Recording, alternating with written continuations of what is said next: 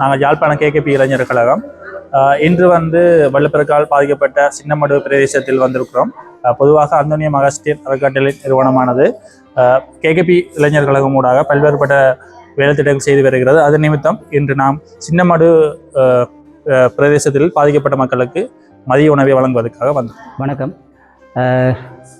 முதல்ல நான் இவங்களை நன்றி சொல்லணும்னு சொன்னா, நான் இந்த கட்சனை நேற்று தான் நான் ஒரு மாலை ஒரு 6 மணி போல அடிச்சிருந்தேன்.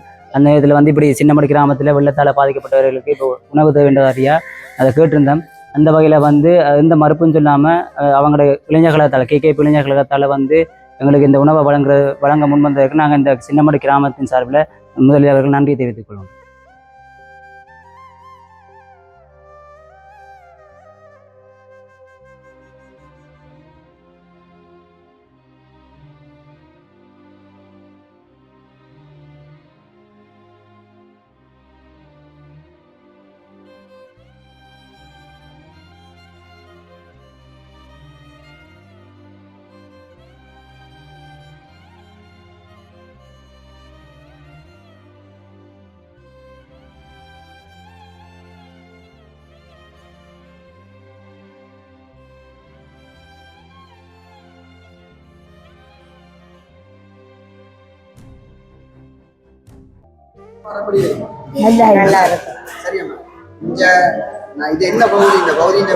சின்னமடு 3ஆம் பட்டம்.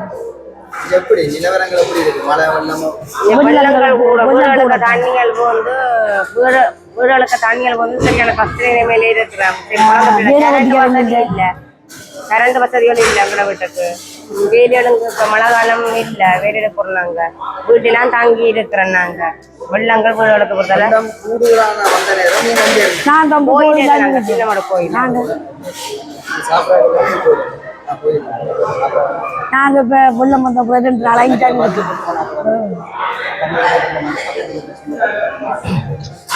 நீங்கள் உங்களோட வீட்டுல வெள்ளம் புகுந்தா? வீட்டுக்குள்ள தண்ணி வந்தது எங்களுக்கு. 2 பேர் போதும். நாங்க 5 பேர். இந்த கிராமத்துல பெரும்பான்மையா எல்லா வீடுகள்லயும் வெள்ளம் பூந்த நிலைமையில இருக்கிறோம். எல்லாரும் கஷ்டங்களை அனுபவிச்சுட்டு வழியால போயிடலாம் இருக்கணும். ஏன்னா குழந்தைகளோட கரைச்சல் நானே கொண்டு இடம்பெறும். வீடு போறாங்க, கூலி வேலையை தான் போறாங்க. சாப்பாடு நானும் போறேன்.